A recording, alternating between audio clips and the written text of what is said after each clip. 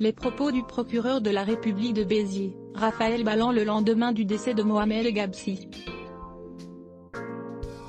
Le 9 avril, le lendemain du décès de Mohamed Gabsi, le procureur de la République de Béziers, Raphaël Balland, avait déclaré « L'homme décédé le 8 avril, né à Béziers, était sans emploi, et père de 3 jeunes enfants à la garde de leur mère dont il était séparé. Il était très connu de la police et de la justice.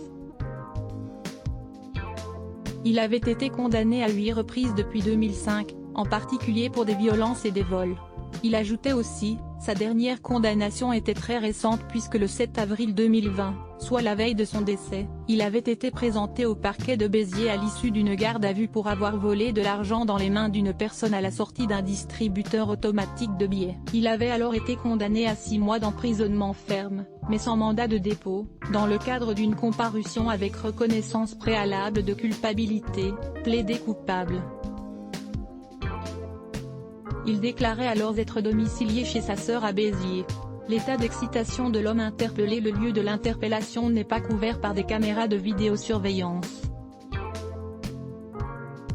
Mais il y a eu de nombreux témoins qui avaient assisté à l'interpellation que les policiers eux-mêmes avaient qualifiée de difficile. Tous avaient été alertés par les cris dans la rue, tard le soir, pendant le confinement. Dans ce sens, le représentant du parquet avait expliqué, toujours le 9 avril 2020, un témoin a indiqué avoir assisté à une partie de la scène depuis sa fenêtre. Il a confirmé l'état d'excitation de l'homme interpellé et la difficulté des policiers municipaux pour le maîtriser. Le 15 avril, Raphaël Balland indiquait « J'ai requis le 11 avril l'ouverture d'une information judiciaire contre X des chefs de violence volontaire ayant entraîné la mort sans intention de la donner par personne dépositaire de l'autorité publique dans l'exercice ou à l'occasion de l'exercice de ses fonctions ou de sa mission et non-assistance à personne en péril ». Un magistrat instructeur avait été désigné et l'enquête confiée au SRPJ de Montpellier. Let's block ADS. Why?